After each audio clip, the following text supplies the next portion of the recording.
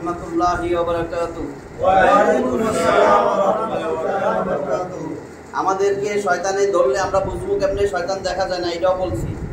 শয়তান দেখা যায় না, যে আমরা আল্লাহর কোরআন, সুন্নাহ, নবী এদের বাদ দিয়া দুনিয়াবি কথা লইয়া যদি আলোচনা করি, মাসালা মাসাইলো না, শয়তানদের কথা নিয়ে আলোচনা করি, শয়তান খুশি হয়। এই জন্য যখন এই আলোচনা ভিতরে আসবে বুঝবেন শয়তান আইছে। তাহলে প্রথম লাঠি আউযু বিল্লাহি মিনাশ শাইতানির রাজিম, নবীজির শিখানো যে এইটা, এই লাঠি তিনটা অস্ত্র দিয়ে গেছে, এই লাঠি দিয়ে দৌড়ানি দিতে হবে। এখন শয়তান দৌড় দিছে, কিন্তু আবার আসবো সে, আবার আমাদের মনে এরকম শয়তানি চিন্তা তখন পড়তে হবে লা হাওলা ওয়ালা কুওয়াতা ইল্লা বিল্লাহিল আলিয়্যিল আযীম। পড়ি আরেকবার, লা হাওলা ওয়ালা কুওয়াতা ইল্লা বিল্লাহিল আলিয়্যিল আযীম। আর প্রত্যেক দিন শোয়ার সময় আমরা সাইয়্যিদুল ইস্তিগফার পড়ব, নবীর শিখানো। তওবা কইরা যদি মরে যাই, তওবা কইরা মরছি, জান্নাত। বুঝছেন না? জান্নাত সকালে পড়লে সন্ধ্যার আগে মৃত্যু হলে জান্নাত, সন্ধ্যায় পড়লে সকালের আগে মৃত্যু হলে জান্নাত। এটা মুখস্থ করা দরকার না? জান্নাত চাইলে রব্বি জিদনি ইলমা, রব্বি জিদনি ইলমা, রব্বি জিদনি ইলমা, রব্বি জিদনি ইলমা, রব্বি জিদনি ইলমা, রব্বি জিদনি ইলমা, রব্বি ইশরাহ লি সাদরি ওয়া ইয়াসসির লি আমরি, রব্বি ইশরাহ লি সাদরি ওয়া ইয়াসসির লি আমরি, واحلل عقدة من لساني يفقهوا قولي। আমরা আমাদের দুশমন চিনার উপায়, এই ক্লাস চলতেছে আজকে 3 নম্বর ক্লাস। আজকে আমাদের 3 নম্বর ক্লাস। আমরা 2টা দুশমন চিনার উপায় আমরা শেষ করছি কোরআন সুন্নাহ থেকে। 3 নম্বর আছে কয় তারিখ? 18। আমরা শয়তান দুশমন চিনার উপায়, প্রথম দুশমন এইখান থেকে আমরা বাইর করছিলাম। দুশমন দুনিয়া, এক নম্বর শত্রু দুনিয়া। দুনিয়া গেছে, আমরা কোরআনের আয়াত দিয়া যে দুনিয়ার সাথে আল্লাহ পানির সাথে তুলনা করছেন। 18 নম্বর সূরার 45 নম্বর আয়াত বলছিলাম, সূরা কাহফের। আরেকবার বলা লাগবে। আচ্ছা, 2 ছিল আমাদের দুনিয়ার কথা, বড়দের একটা কথাও সাথে বলছিলাম। আর দুনিয়া জিফা, দুনিয়া হয়েছে মরা পশুর লাশ, মরা গরু ধরেন। তলে বুহা, এরা যে পিছে দৌড়ায় সে হলো কুকুর, কুকুরই এগুলার পিছে দৌড়ায়। তাহলে আমরা 2 নম্বর শত্রু চিনছি আমরা, কালিবর্ষ দিয়া শয়তান, শিন। দুশমন আরবিতে লিখলো দুশ শিন, লাল পেশ, তারপরে শিন, দুশ লাল শিন পেশ, বুঝছিলাম দুশ। আর এরপরে হলো মিম। আগে আমরা শয়তানটাও চিনছি। শয়তান যে আল্লাহ নিজেই বলতেছেন শয়তান তোমাদের শত্রু, ইন্না শায়তানা লাকুম আদুউন, শয়তান তোমাদের শত্রু, ফাত্তাখিযু আদুওয়া, কাজে ওরে শয়তান শত্রু হিসেবে গ্রহণ করে, ওরে বন্ধু বানাইও না, এ তোমারে টাইনা নিয়ে যাবে জাহান্নামে। 35 নম্বর সূরা ফাতিরের 6 নম্বর আয়াত বলছিলাম, ঠিক আছে? দুশমন সিরাতে মুস্তাকিমে বৈশা থাকবে, আল্লাহর কাছে কই আসছে এটাও বলছি। 7 নম্বর সূরা আরাফের 16-17 নম্বর আয়াত। হ্যাঁ, সে বলছে ফাবিমা আগওয়াইতানি লা আকুদান্না লাহুম সিরাতাকাল মুস্তাকিম, অবশ্যই আল্লাহ আমি সিরাতে মুস্তাকিমে বৈশা থাকবো, কারণ এদের কারণে তুমি আমারে জান্নাত থেকে বাইর করে দিছো, পথ নষ্ট করছো। এরপরে বলছে সুম্মা লা আতিয়ান্নাহুম মিন বাইনি আইদিহিম ওয়া মিন খালফিহিম ওয়া আন আইমানিহিম ওয়া আন শামাইলিহিম ওয়ালা তাজিদু আকসারহুম শাকিরিন, আমি এদের সামনে থেকে আসবো, পিছের থেকে আসবো, ডান থেকে আসবো, বাম থেকে আসবো, তুমি এদের অধিকাংশকেই কৃতজ্ঞ বান্দা হিসাবে পাইবা না, সব আমি আমার দলে নিয়ে নিব। তাহলে এটাও আমাদের 2 নম্বর দুশমন গেছে শয়তান। 3 নম্বর মিম, এই যে মিম 3 নম্বর দুশমন আমাদের শত্রু লিখি। 3 নম্বর শত্রু বা দুশমন মতে কি? মাখলুক, মাখলুক।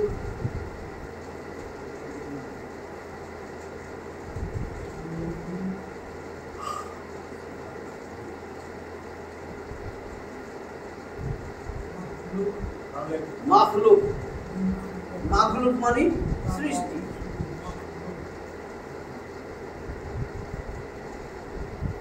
বা সৃষ্টি পদার্থ, যেটাই বলে ক্রিয়েটেড বিং। সৃষ্টি, যেটা সৃষ্টি করা হয়েছে আল্লাহ ছাড়া আর কোরআন ছাড়া। কোরআন মাখলুক না, কিন্তু কোরআন কি বলা হয়েছে? তাবারাক বিল কোরআন, কোরআন থেকে বরকত হাসিল করো। ফাইন্নাহু কালামুল্লাহ, কারণ এটা আল্লাহর বাণী। তারপরে দেখেন বলছে কদ, অবশ্যই, নিশ্চয়ই, খরাজা মিন ফামিহি, এটা তার মহিমান্বিত মোবারকপূর্ণ জবান থেকে বাইরেছে। আল্লাহর মহিমান্বিত মোবারকপূর্ণ জবান থেকে কোরআনটা বাইরেছে। এই জন্য বলছে কোরআন পড়া মানে আল্লাহর সাথে কথা বলা। কোরআন পড়া আল্লাহর সাথে কথা বলা। তাহলে কোরআন মাখলুক না। আর সব মাখলুক, আল্লাহ এবং কোরআন বাদে যা আছে সব মাখলুক। মাখলুক মানে সৃষ্টি। যে মাখলুক সৃষ্টি করছেন তারে বলে কি?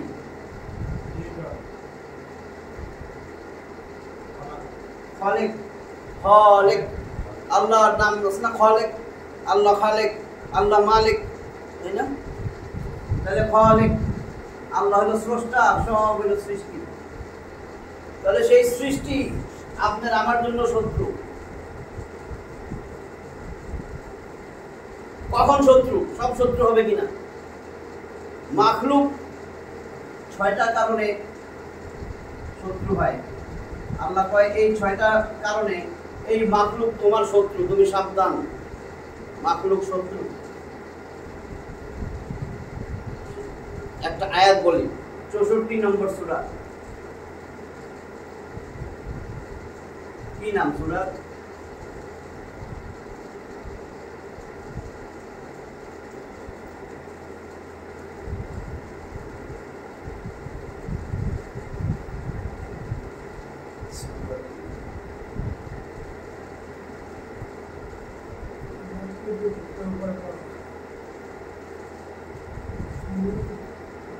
সূরাতুত তাগাবুন।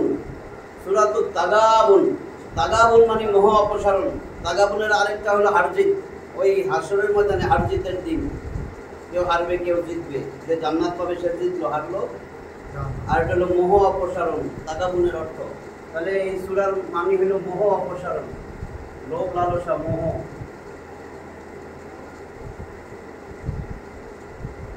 মোহ অপসারণ আছে আপনার টোটাল 18টা আয়াত।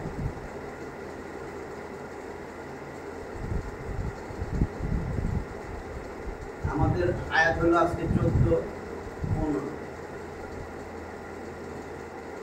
14 নম্বর আয়াতে আল্লাহ কি বলে দেখুন।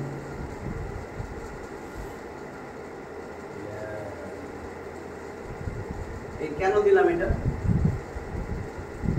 খারা জবর না ইয়ার উপরে মদের হরকত।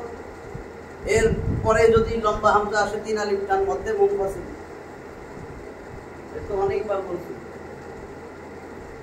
ইয়া আইয়ুহাল্লাযীনা আমানু,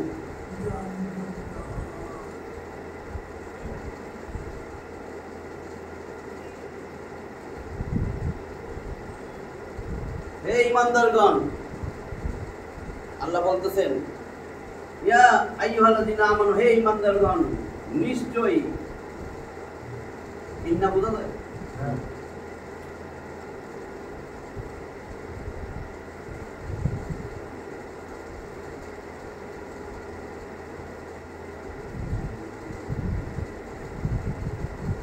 ইন্না মিন আজওয়াজিকুম, নিশ্চয়ই। মিন আজওয়াজিকুম, মিন মানে তো হইতে। আজওয়াজুকুম হওয়ার কথা ছিল, মিন হরফে তারজের দিকে। আজওয়াজিকুম, আজওয়াজুন, স্ত্রী। নিশ্চয়ই তোমাদের স্ত্রীদের মধ্য থেকে, এবং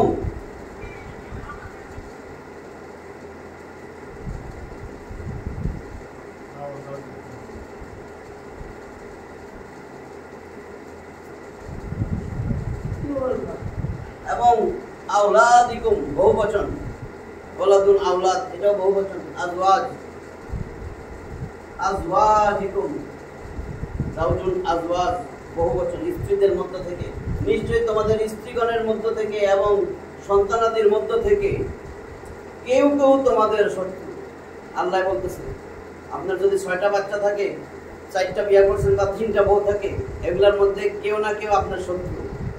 এটা আল্লাহর কথা। ইয়া আইয়ুহাল্লাযিনা আমানু, হে ঈমানদারগণ, ইন্না নিশ্চয় মিন হইতে আজওয়াজিকুম তোমাদের স্ত্রীগণের, ওয়া আওলাদিকুম তোমাদের সন্তান সন্ততির সন্তানগণের মধ্য থেকে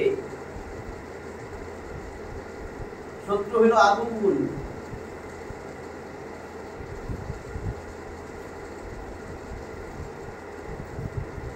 আদুওয়ান শত্রু তোমাদের জন্য।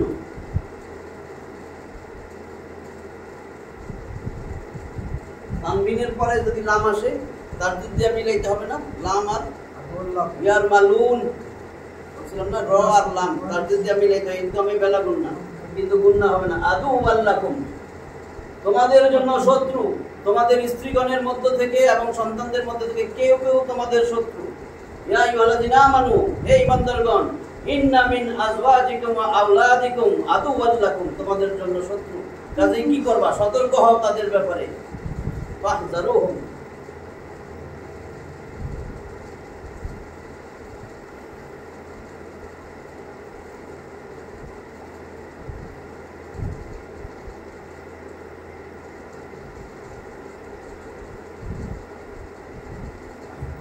ফাহযারু, ফা মানে অতএব, এটা কই থেকে আসলো? ছিল কিন্তু ইহযারু, তিন অক্ষরেরটা হয়েছিল হাজিরা। হাজিরা সে সতর্ক হয়েছিল, ইয়াহযারু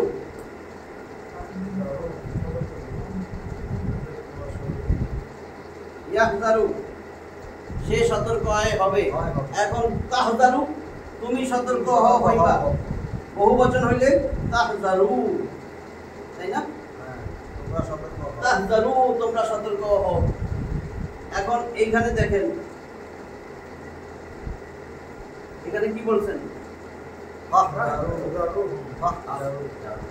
হ্যাঁ, অতএব ফাহযারুহুম তাদের থেকে সতর্ক, সবাইকে বলছে, তাহলে বহু বচন নাই, ঠিক আছে?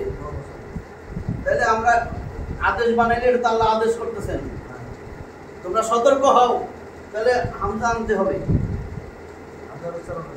তা বাদ দিয়ে হামজা, তাহলে ইহযারু, কারণ এখানে এরপরে সাকিনের পরে যেটা যদি জবর বা জের হয় জের হবে, পেশ হইলে পেশ হইব, তাহলে ইহযারু। এখন ফা সামনে আসছে, তাহলে এটা বাদ যাবে, আলিফ থাকবে লেখায়, ওই যে ফাহযারুহুম তাদের বহুবচন এর সাথে যোগ হয়েছে, বহুবচন যোগ হয়েছে। যখন এগুলা হা হুমা হুম, যে হু হুমা হুম, হা হুমা হুম না, এই দমিরগুলো আসে, তখন এই আলিফ লেখাটা বাদ হয়ে যায়, এর সাথে হুম যোগ হয়েছে।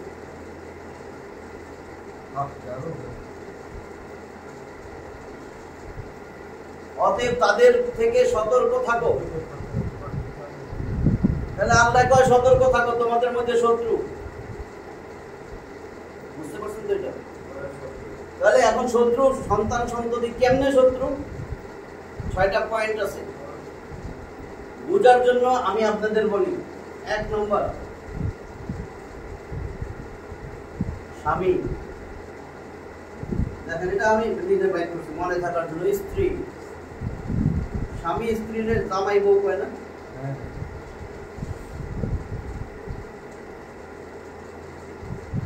স্বামী স্ত্রী বা জামাই বউ, এরপরে তো সন্তান,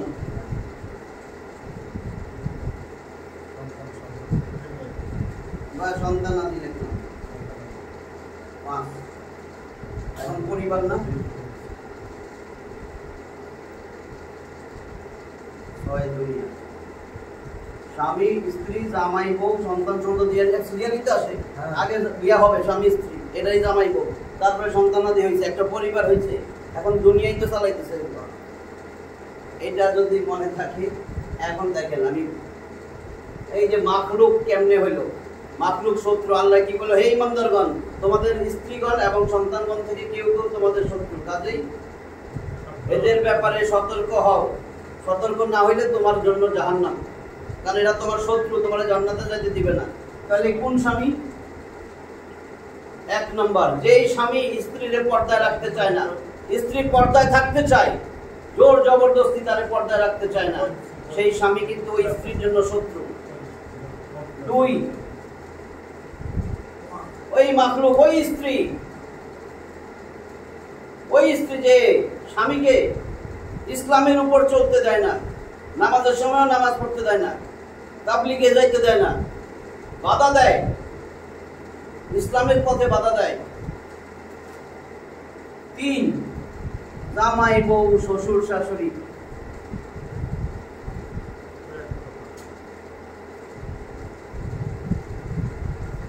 জামাই বউ শ্বশুর শাশুড়ি আল্লাহর পথে চলতে, দ্বীনের পথে চলতে বাধা দেয়। যদি এরকম কেউ দ্বীনের পথে চলতে বাধা দিতেছে, দ্বীনের পথে চলতে বাধা দেয়, এত সততা দেখাইস না, এইভাবে সৎ থাকলে এই বাচ্চা কাচ্চা লয়ে এই সমাজে চলতে পারবি না, একটু একটু খাওয়ান লাগে।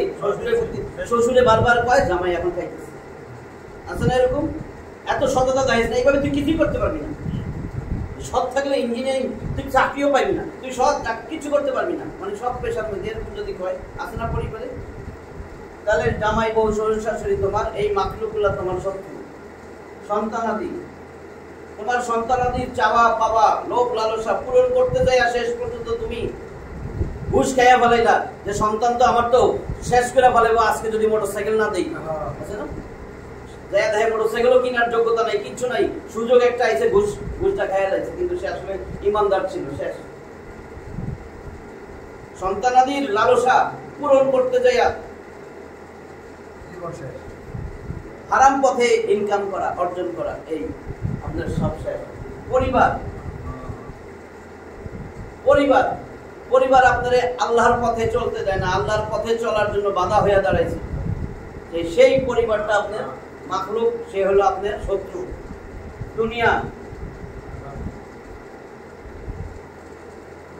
দুনিয়ার লোভ আপনার একেবারে জাহান্নামে নিয়ে ছেড়ে দিবে। দুনিয়া, দুনিয়ার লোভে পড়ে গেছেন, দুনিয়া দুনিয়া দুনিয়া দুনিয়া আপনারে জাহান্নামে নিয়ে ছাড়বে। সংক্ষেপে, সংক্ষেপে মনে রাখার জন্য, যেই পরিবার আল্লাহর দিকে টানে সে আপনার বন্ধু, যেই পরিবার আল্লাহর থেকে দূরে সরায় সে আপনার শত্রু। হোক সে আপনার প্রিয় একেবারে সুন্দরী স্ত্রী, প্রাণের চেয়েও বেশি ভালোবাসেন, অথবা সন্তান, সে আপনার শত্রু। মাখলুক। এখন দেখেন আল্লাহ কি কয়, এই আয়াত শেষ হয় নাই কিন্তু, ইয়া আইয়ুহাল্লাযীনা আমানু ইন্না মিন আযওয়াজিকুম ওয়া আওলাদিকুম আদুওয়াল লাকুম ফাহযারুহুম, তাদের থেকে সতর্ক থাকো, ফাহযারুহুম, তাদের থেকে সতর্ক থাকো।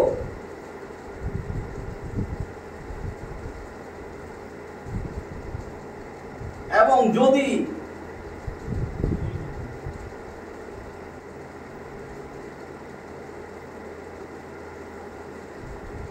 তাফু,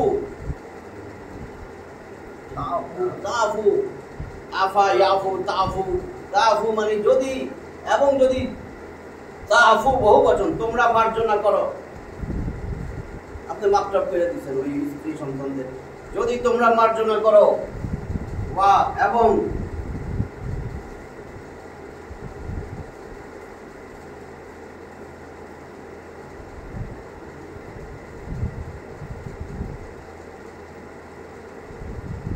তাসফাহু, সাফাহা ইয়াসফাহু, তাসফাহু, তাদেরকে উপেক্ষা করো, মানাইতে পারতেছে না, এটা অ্যাভয়েড করে চলেন, এটা উপেক্ষা করো।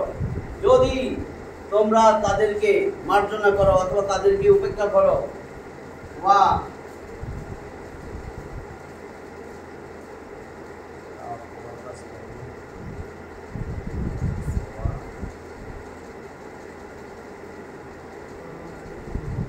তাগফিরু, এবং তোমরা তাদের ক্ষমা করো, মার্জনা করো, এটা হলো মার্জনা, মার্জনা করো, তাদেরকে উপেক্ষা করো এবং তাদেরকে ক্ষমা করো। তবে সেটা কি, ওয়া ইন্নাল্লাহা,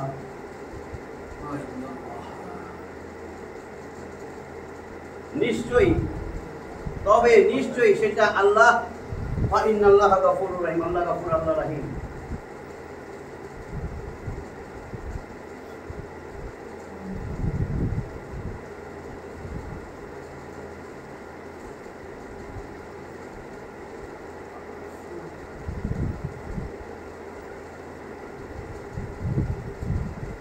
যদি তোমরা তাদেরকে মার্জনা করো এবং তাদেরকে উপেক্ষা করো, অ্যাভয়েড করো, ওয়া তাগফিরু, তাদেরকে ক্ষমা করো। ওয়া ইন্নাল্লাহা, তবে নিশ্চয় আল্লাহ হচ্ছেন গফুর, আল্লাহ রাহিম। এই আয়াত কখন নাযিল হয়? এই আয়াত কিসের জন্য আসলো? এটা কিন্তু সূরা আত-তাগাবুনের 14 নম্বর আয়াত। যখন মানুষ ইসলাম গ্রহণ করছে, ওইরা হিজরত করে মক্কা থেকে মদিনায় যাইতেছে। সেই সময় কেউ কেউ হিজরতে যাইব, কিন্তু বউ আর সন্তানরা বাধা দিছে। স্ত্রী সন্তানদের জন্য যাইতে পারে নাই, অনেক দেরিতে পরে গেছে। পরে হিজরত করে গেছে, যায় দেখে রসুলের কাছে যখন আসছে, রসুল তো মদিনায়, এরা মক্কায় ছিল, যাইতে পারে নাই সন্তান সন্ততি স্ত্রীদের কারণে, তারা হিজরতের পথে বাধা দিছে। তো এরা যখন অনেক দেরিতে গেছে, যায় দেখে দিনের ব্যাপারে, ধর্মের ব্যাপারে ওরা অনেক আগে গেছে। এদের খুব কষ্ট হয়েছে, ক্ষোভ হয়েছে। এদের সাথে তো স্ত্রী সন্তানও গেছে এখন, তো ওদেরকে উপরে রাগ, গোসা, শাস্তি দিব। তখন আল্লাহ এই আয়াত দিয়া এদেরকে বলতেছিল শিক্ষা, যে যদি এদেরকে মাফ করে দাও, মার্জনা করো, আর নাহলে উপেক্ষা করো। এই শিক্ষা দিছে, এদেরকে মার্জনা করে দাও, ক্ষমা করে দাও, আর না এদের উপেক্ষা করো। এই শিক্ষাটা আল্লাহ দিছেন এই আয়াত দিয়ে, যে এগুলা তোমাদের শত্রু, ঠিক আছে, এখন তো চলে আসছে হিজরত। বুঝছেন আয়াতটা? আল্লাহ নিজে বলে সন্তানদের মধ্যে কেউ কেউ তোমার শত্রু। কোন সন্তান? যেই সন্তান জানে বাপ তো সৎ পথে আছে, তাও চাপ দিতেছে, অমুকের ছেলের গাড়ি আছে, এরোটা আছে, সেটা আছে, এখন বাপ অবৈধ পথে এখন টাকা কামাইতেছে, এর জন্য এই সন্তান আপনার শত্রু। কোন সন্তান আপনার শত্রু? এখন ওই সন্তান আপনার শত্রু যেই সন্তান, যেই মেয়ে উলঙ্গ হইয়া চলতে চায়, সে আপনার শত্রু। যেই স্ত্রী উলঙ্গ হইয়া চলতে চায়, সে আপনার শত্রু। যে স্ত্রী বলার পরে বেপরদায় চলে, চুল ঝুলে, চুল দেখাইয়া চলে, মাথার চুল ঢাকে না, আছে না, সে আপনার শত্রু। আপনার এখন আমার কথা ভালো না লাগুক, সে আপনার শত্রু। যেই সন্তান আপনার কথা শুনে না, ইহুদি নাসারার মতো চুলের কাটিং করে আপনার ঘরে যায়, আপনি কিছু কর না, সে আপনার শত্রু। সে আপনার ঈমান নষ্ট করে দিতেছে আস্তে আস্তে। যেই সন্তান বড় হওয়ার পরেও সতর ঢাকে না, হাফ প্যান্ট পরে চলে, আপনি কোন স্মার্ট গেঞ্জি আর হাফ প্যান্ট, আছে না, 28 বছর 32 বছর সবাই সামনে ঘরে দিয়ে হাঁটে, বাপেও দেখে, ওই বাপের জন্য এটা শত্রু। এবং বাপের ওই মান গেছে গা, বাপ কিন্তু জানে না, আমি তো নামাজ পড়ি, আমার কথাই বলি না। কিন্তু তাহলে এই একটা আয়াত গেল, এটারই 15 নম্বর আয়াত, ছোট, এটা তো 14, এই যে 14 গেল, এটা 14 সূরা তাগাবুনের 15 নম্বর আয়াত। এবার দেখেন এইটার মধ্যে আল্লাহ কি বলেন।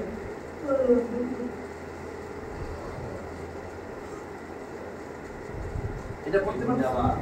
ইন্নামা, প্রকৃতপক্ষে, মূলত, ট্রুলি, সার্টেনলি, ভেরিলি, ইনডিড, যাই বলেন, মূলত, কার্যত, প্রকৃতপক্ষে, ইন্নামা,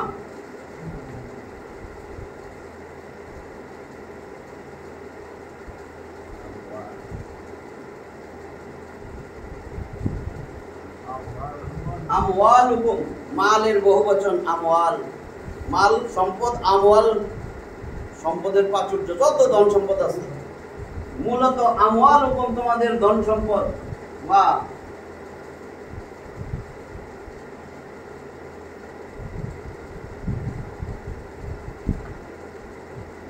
এবং আওলাদুকুম, এবং তোমাদের সন্তান সন্ততি,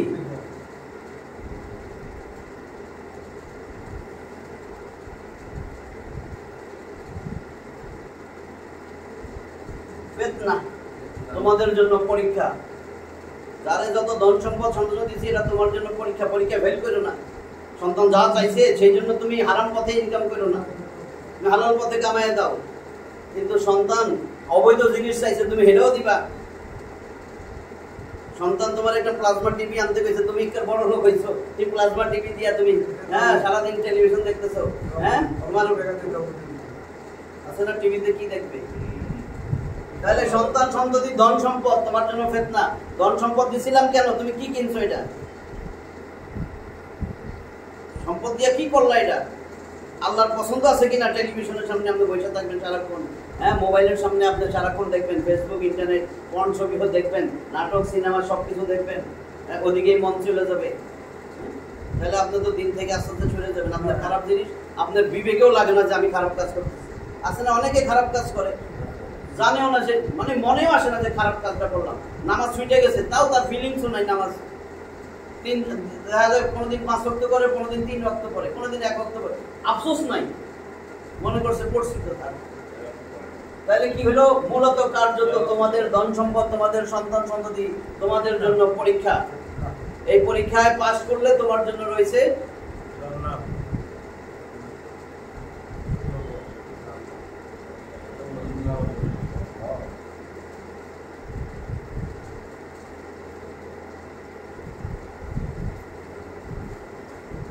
আল্লাহু ইনদাহু, এবং আল্লাহ ইনদাহু তার কাছেই।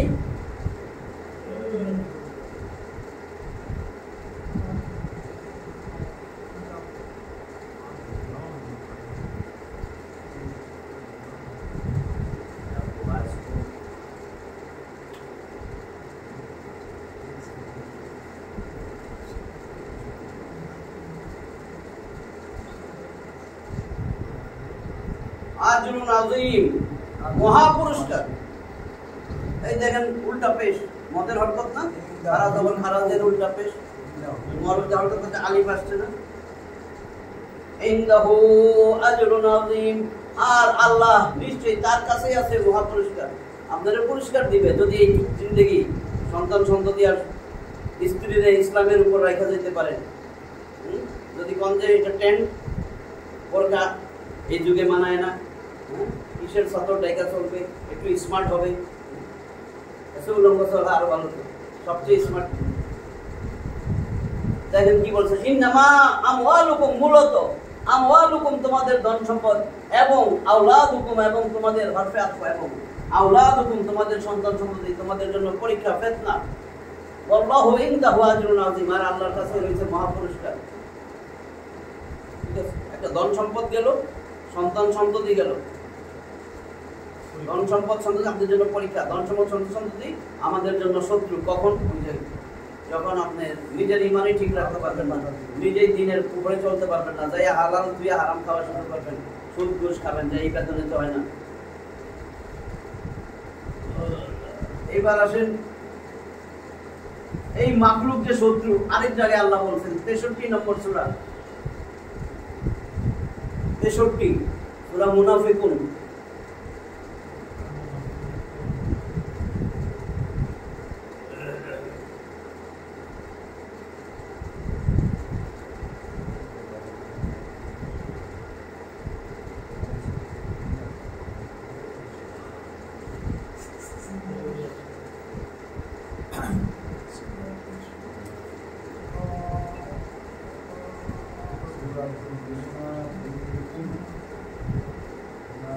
সূরাতুল মুনাফিকুন, মুনাফিক কপট বিশ্বাসী যেগুলা, সূরাতুল মুনাফিকুন আছে আপনার 11টা আয়াত।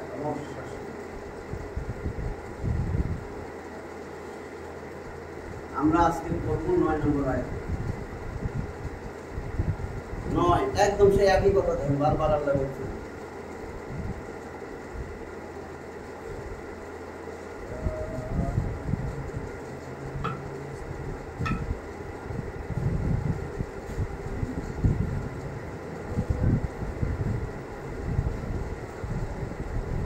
ইয়া আইয়ুহাল্লাযীনা আমানু, হে ঈমানদারেরা,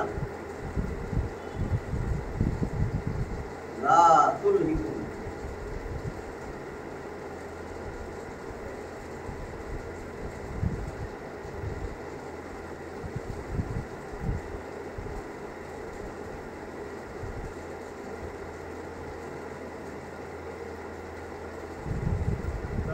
আলহাকুমুত তাকাসুর পড়ছেন না, আলহা মহাচ্ছন্ন কইরা দেওয়া, গাফেল কইরা দেওয়া, উদাসীন কইরা দেওয়া। তাহলে ওইখান থেকে আলহা ইউলহি, ইউলহি তুলহি, ইউলহি সে গাফেল হয়ে গেছে, তুলহি তুমি গাফেল হয়ে গেছো, কুম তোমাদের বহুবচন, তোমাদেরকে যেন না, তোমাদেরকে যেন গাফেল না করে। আল্লাহ ইউলহি মনে এটার থেকে আনছে তুলহি, তাহলে লা তুলহিকুম তোমাদেরকে যেন গাফেল না করে, উদাসীন কইরা না দেয়, মুহাচ্ছন্ন কইরা যেন না দেয়। কে? হে ঈমানদারগণ, লা তুলহিকুম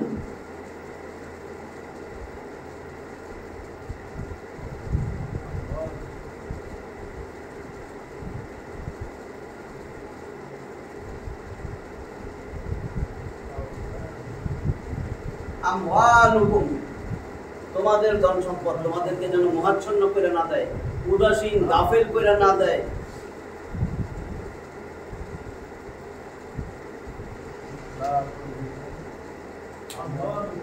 এবং এবং ওয়ালা আওলাদুকুম,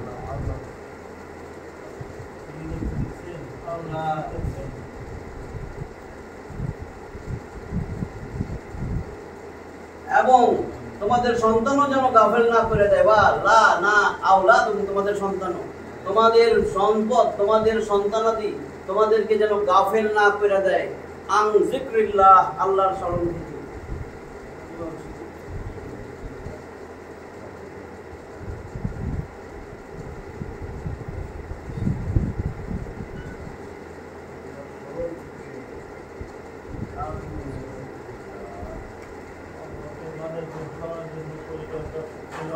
আল্লাহ তাআলার স্মরণ থেকে যেন তোমাদেরকে গাফেল না করে। আরেক কথায় জিকির মানে কোরআন, আল্লাহর কোরআন থেকে তোমাদেরকে যেন দূরে সরায় না দেয়। কোরআনই তো আল্লাহর বাণী, আল্লাহর মুখের কথা, মানে ওইটার থেকে যেন দূরে সরায় না দেয়, আল্লাহর স্মরণ থেকে যেন দূরে সরায় না দেয়। এখন সন্তানরা বউয়ে কইছে, ওই ভাবি 35,000 টাকার শাড়িটা আনছে, তুমি আমার এটা কি দিছো? আমি যাবো না, একই শাড়ি নিয়ে আসবো, এখান থেকে পাওয়া যায়। এখন চিন্তা করছেন আল্লাহর স্মরণ নাই, এখন টেবিলে দিচ্ছে, বুঝলাম আল্লাহর স্মরণটা কই?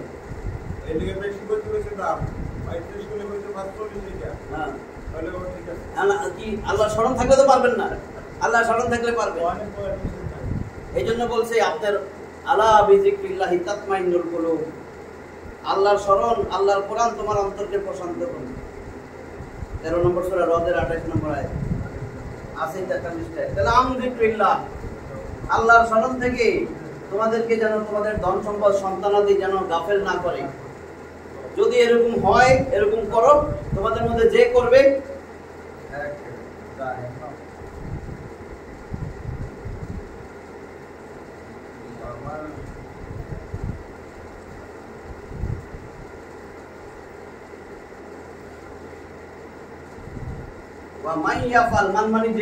এবং যে এরকম কইরা ফেলবে, গাফেল হয়ে গেছে সন্তান সন্ততির মন রক্ষার জন্য, তার ধন সম্পদ তারে আল্লাহর স্মরণ থেকে ভুলাই দিছে, ধন সম্পদ দিয়া ক্যাসিনো খুলছে, জুয়ার আসর বসাইছে, খালি জুয়া খেলে আর টাকা আরো বেশি বানায়। খেলাধুলা হইলে ক্রিকেটের সময় জুয়া লয়, ওই ফুটবলের সময় জুয়া লয়, আসলে কোটি কোটি টাকার মালিক, আরো টাকা আইতেছে।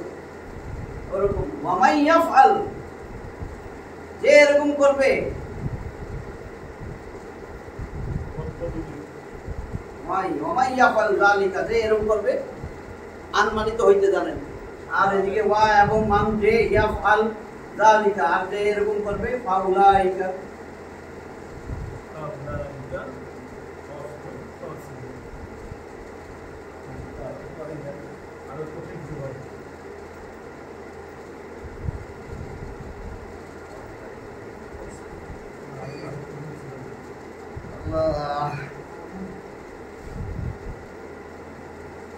এই যে খারাপ তো হামজা তাই নাকি, ফাউলাইকা হুমুল ফাসিকুন, এরাই তারা যাদের আমল যাবে সালাত হবে।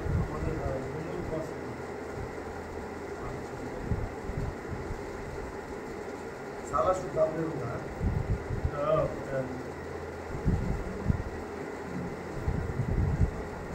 ইয়া আইয়ুহাল্লাযীনা আমানু লা তুশরিকুম আমওয়ালাকুম ওয়া আওলাদুকুম আন যিকরিল্লাহ ওয়া মান ইয়াগফার ফাউলাইকা হুমুল খাসিরুন, এরাই তারা, হুম যারা খাওয়াসিরুন, ক্ষতিগ্রস্ত। তাহলে কি কইছে? যাতে আমারে ধন সম্পদ, আমার সন্তান সম্পদে আমারে আল্লাহর স্মরণ থেকে ভুলাই না লাগে, তাহলে সমস্যা নাই। ধন সম্পদও আছে, সন্তান সম্পত্তিও আছে, আপনি 5 ওয়াক্ত নামাজ পড়েন, দান সদকা করেন, কোরআন সুন্নাহর পক্ষে কথা বলেন, কোনো সমস্যা নেই। কিন্তু যদি ধন সম্পদ বেশিরভাগই একটু উল্টা হয়, সন্তান সম্পত্তি বেপরোয়া হয়ে যায়, টাকা পয়সা বেশি থাকে, তাই না? দেখা যায় এক একটার একটা মোটরসাইকেল আছে, গাড়িও আছে, বাস দেয় সারা, আর মদ খায়, গাঞ্জা খায়, এরাই ক্ষতিগ্রস্ত। এই হলো আমার 63 নম্বর সূরা, এটা হলো মাখলুক। এইবার শুনেন এতক্ষণ যে শুনতেছেন সন্তান সন্ততি ইমান কারে বলে, এত গরিব মানুষের ইমান এত কঠিন কেন? আমি আপনাদের সত্যটা বলবো, কিন্তু কেউ কারোর সাথে মিলাই না যে অমুকে যে এটা কইলো অমুকে যে এটা কইলো। আমি বলতেছি আমারটায় রস কম থাকবে, হয়তো আগ্রহ কম থাকবে, কিন্তু আমারটা পুরো বইয়ের। বুখারীতে আছে, মুসলিমে আছে, বুখারী মুসলিমের হাদিস। আমি আপনার নাম্বারটা দিয়ে দিই, নাহলে মনে করেন কি হয়, কারণ আরেক জায়গায় শুনছেন যে বুখারীর 3468 নম্বর হাদিসে পাইবেন, মুসলিমের 2276 নম্বরে পাইবেন, মুসনাদে আহমদে আছে, মুসনাদে হাকিমে আছে, ইবনে কাসির তাফসীর করছে, তার একটা কিতাব আছে আল বিদায়া ওয়ান নিহায়া, সূচনা থেকে শেষ পর্যন্ত, শুরু থেকে শেষ কিয়ামত, আল বিদায়া ওয়ান নিহায়া সব কিতাবে আছে সহিহ। এইবার সহিহটা শুনেন, কইবেন শুনছি কিন্তু আমার কোনো কিছু বলবেন, আমি সত্যটা বলতেছি, আমারটা রস কম হবে। এতক্ষণ যে আমি এগুলো বলছি, এগুলো তো মনে আছে। সন্তান সন্ততি আপনার জন্য এই মাখলুকটাই ক্ষতিকর, আপনার ঈমান আমল শেষ করে দিবে। আপনার ঈমান ধরে রাখতে হবে। একটা খাঁটি ঈমানদার যার ব্যাপারে বলা হয়েছে রাদিয়াল্লাহু আনহা, সে ফেরাউনের রাজমিস্ত্রির দাসী, ফেরাউনের রাজমিস্ত্রির দাসী, মা সীতা তার নাম, ঠিক আছে? এই ফেরাউনের রাজমিস্ত্রির দাসী, সে ফেরাউনের একটা পালিত কন্যা ছিল, তার মাথার চুল আশ্রাইতেছে, আশ্রানোর সময় চিরুনিটা পড়ে গেছে। চিরুনি পড়ার পরে সে বলছে বিসমিল্লাহ, এইটুক, বিসমিল্লাহির রহমানির রহিম পড়েন না, বিসমিল্লাহ, তার মানে কি আল্লাহর নামে উঠাইতেছে। তো মেয়েটা বলতেছে আল্লাহ আবার কি?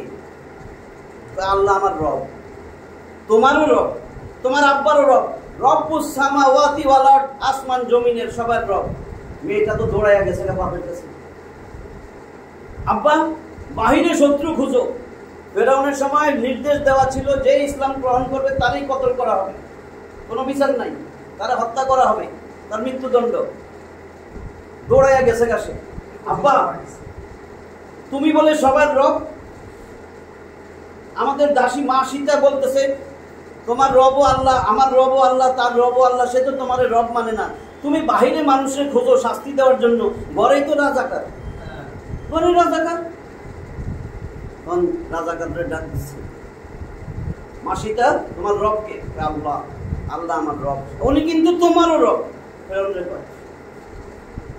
তোমার রব মানে আপনি, আপনার রব, আমার রব, সবাই রব। এত কথা বুঝি না, আমার রব মানো, তোমার রব চলবে না, বলো আমি তোমার রব। না, আমি তো এটা বলতে পারবো না।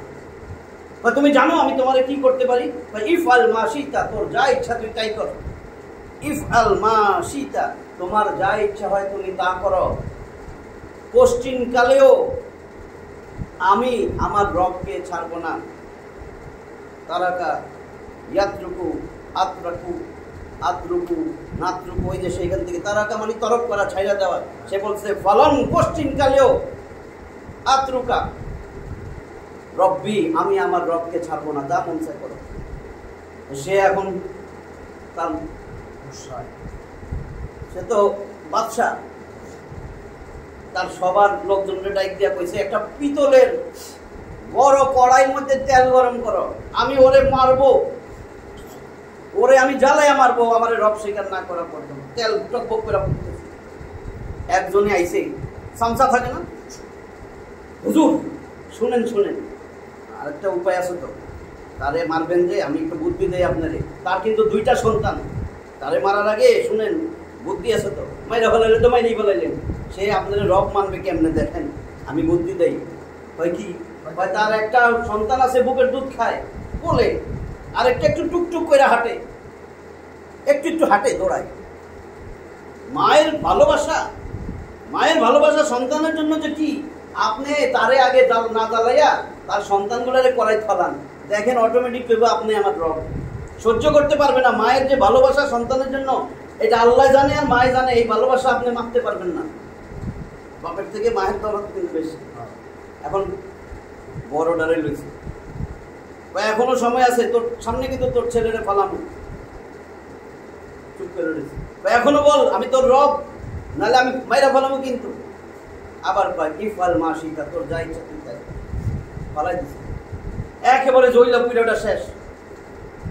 এখনো সময় আছে, কোলের ডারে টানতেছে, কোলের ডারে নেওয়ার সময় একেবারে চোখের পানি পড়তেছে, কোলের ডারে ফেলাই দিচ্ছে। চায়ের শিশু কথা বলছে কোলে থাকতে, এই বাচ্চা কথা বলতেছে, এই বাচ্চা কথা বলতেছে, উম্মি আম্মি, হে আমার মা, ইসবিরি, ধৈর্য ধারণ করেন, ফাইন্নাকি আলাল হক, নিশ্চয়ই আপনি সত্যের উপরে আছেন। বাচ্চাটারে ফেলাই দিছে। বাচ্চাটা যখন পুইরা টুইরা যাইতেছে, বাচ্চা রূহ, মা জান্নাতে আমরা চলে যেতে, তুমি আমাদের সাথে সাক্ষাৎ হবে জান্নাতে। আল্লাহ তারে বলাই দিতেছেন, বাচ্চার জবান খুলে দিছে আল্লাহ। এরপরে মা কাঁদতেছে, এখন তো দুইটা হারাইনি, তুই যদি আগে আমার রব মানতি, এখন কাঁদতেছিস কেন? জোরে জোরে কাঁদতেছে। হে ফেরাউন, হে পাষাণ, আমি কি তোমার মৃত্যুর ভয় আমার সন্তান তুমি পুড়ে মারছো? আমি কি সেই জন্য কাঁদতেছি? আমার একটা সুযোগ ছিল, আমি চিন্তা করতেছি আল্লাহ যদি আমারে আরো সন্তান দিত, আজকে একটা সুযোগ পাইছিল, এরকম সুযোগ তো পাবো না, আমি প্রত্যেকটা সন্তানরে আল্লাহর সন্তানের জন্য কোরবানি দিতাম।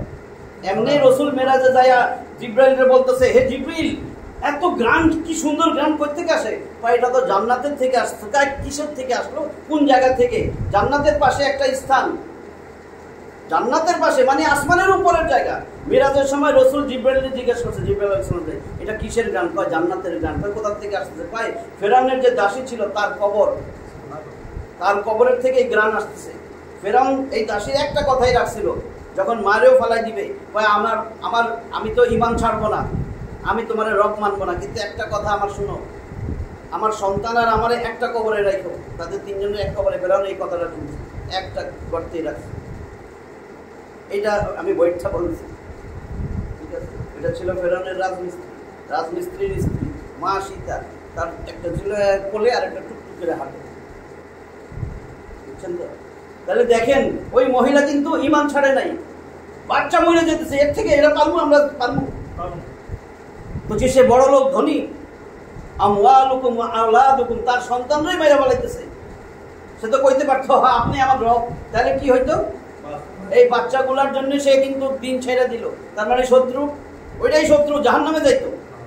কিন্তু আল্লাহ পরীক্ষা করছে না, ফিতনা। দুইটা আয়াতই আসতেছে, ধন সম্পদ আর সন্তান তোমার ফিতনা।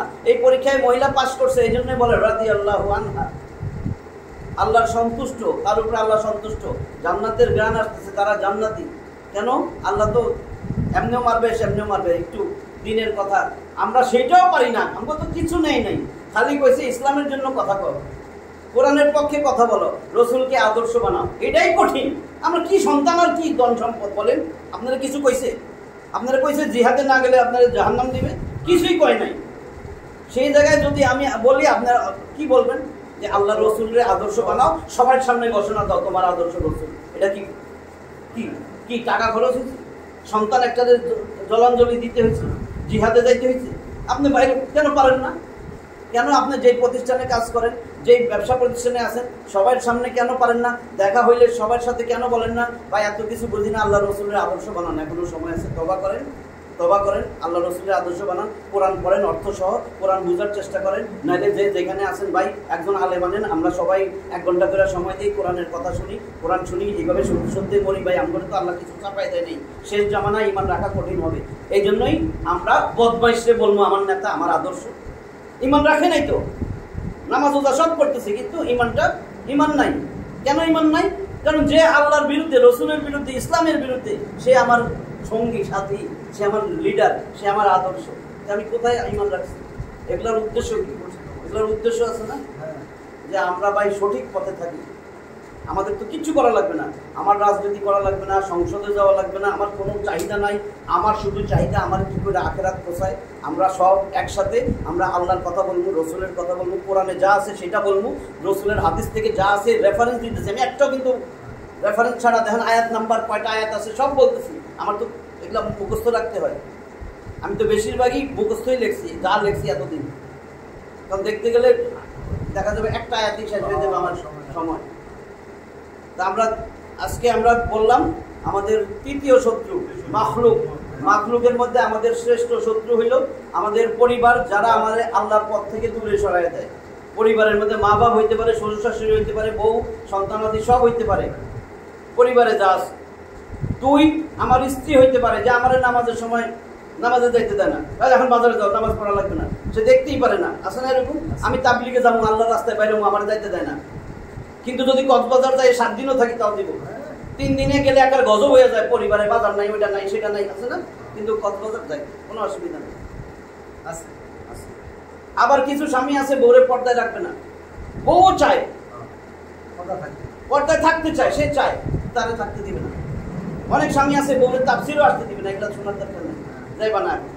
তো এটাও কিন্তু শত্রু। তাহলে আমরা সন্তান সন্ততি, ধন সম্পদ শত্রু। এই ধন সম্পদের কারণে ছেলে মেয়ে নষ্ট হয়ে যাইতেছে। সে যদি এরকম চুল কাইটা আপনার কাছে আসে ইহুদি খ্রিস্টানদের মতন, আপনি অ্যাকসেপ্ট করে নিতেছেন, তার মানে ও কিন্তু আপনার শত্রু, কিন্তু আপনি বুঝতেছেন না। আপনার সামনে দিয়া 28 বছর 30 বছর হাফ প্যান্ট করে আটতেছে হাঁটুর উপরে, আপনি কিছুই করেন না, সে শত্রু। আপনার সামনে আপনার মেয়ে বাইরে যাইতেছে গেঞ্জি আর জিন্সের প্যান্ট করে, আপনি কিচ্ছু করেন না, ওটা শত্রু যাইতেছে। কোটি কোটি গুনাহ হইতেছে ওরা যারা দেখতেছে, কোটি কোটি গুনাহ। ও কিন্তু কোটি কোটি গুনাহ নিয়ে আবার ঘরে আসবে। সারা রাস্তা বিশ্ব ব্রহ্মাণ্ড পরিদর্শন করছে না? আপনি কি মনে করছেন কেউ ওরে দেখে এরকম করে না? ইস উস খাই উস। তা আপনার অবস্থাটা কি হবে বলেন? আপনার অবস্থা সেদিন বলছি কি, যদি আপনি খালি আল্লাহর কথা শুনে, কোরআনের কথা শুনে, সাহাবীদের ঘটনা শুনে একটু ইস করেন, আপনার কিন্তু গুনার পটলা ফাইটা যায়। আর ওইটা যদি করেন, গুনার পটলা তো আরো বস্তার মতন হয়। আপনি যদি আল্লাহর কথা শুনি না, সাহাবীদের কথা শুনি না, ভয়ে কবরের কথা শুনি না, ইস কি করলাম এতদিন, কি করলাম, আপনার গুনার পটলা ফাইটা যাবে, গুনাহগুলা জড়ে যেতে থাকবে। এরপরে যখন একটা নেক আমল করবেন, একটা নেক আমলের সুইচে আল্লাহ টিপ দিবে, সাথে সাথে আপনার তো সব গুনাহ মাফ হয়ে, যত গুনাহ ছিল সব গুনাহ যোগ হবে। আল্লাহ তো ডিলিট করে সব নিয়ে আসে, এটা বলছিলাম না? গুনাহ সব ডিলিট হয়ে যাবে একটা ইস্তেগফার করলে। যদি 1 কোটি গুনাহ থাকে, 1 কোটি গুনাহ একটা ইস্তেগফারে, যে আল্লাহ ভবিষ্যতে আর করব না, চোখের পানি যদি 1 ফোঁটা পড়ে, সমস্ত 1 কোটি গুনাহ শেষ, গুনার জায়গা খালি থাকবে না। এখন নেক আমল শুরু করলেন, মাত্র একটা করছেন, 1 কোটি নেক দিয়ে দিবেন যতগুলা ছিল। এইটা আমরা জানি, যাই না করতেছি না, তার মানে বিশ্বাস নাই। অথচ কোরআনেও আছে, হাদিসেও আছে। কোরআনেরটা কোথায়? 25 নম্বর সূরা ফুরকানের 70 নম্বর আয়াত আছে, 77টা আয়াত, সত্য মিথ্যার পার্থক্য নির্ণয়কারী গ্রন্থ মানদণ্ড, আরেকটা 25 নম্বর সূরা। এটা বলে শেষ করতেছি, কি লেখা?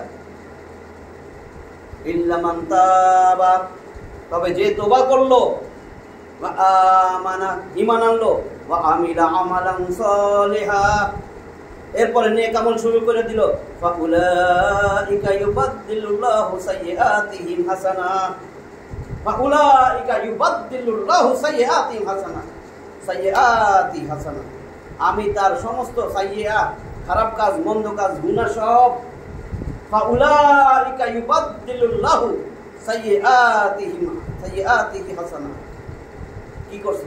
তার সমস্ত গুনাহ খাতা মাফ করে আমি নেকি দ্বারা ভরে দিব। তাহলে এটা তো আল্লাহর কথা। আর ওইদিকে বলছে ও সেরকম আমি কত গাফারতু লাহুম, যারা এরকম মজলিসে বসবে, এটাই সেই মজলিস, এটাই সেই মজলিস। মাজতামা কাউমুন ফি বাইতিন মিন বিউতিল্লাহি ইয়াতলুনা কিতাবাল্লাহি ওয়া ইয়াতাদারাসুনাহু বাইনাহুম ইল্লা নাযালাত আলাইহিmus সাকিনা ওয়া গাশিয়াতুহুমুর রাহমা ওয়া হাফাতুহুমুল মালায়েকা ওয়া যাকারাহুল্লাহু ফি মান ইনদা।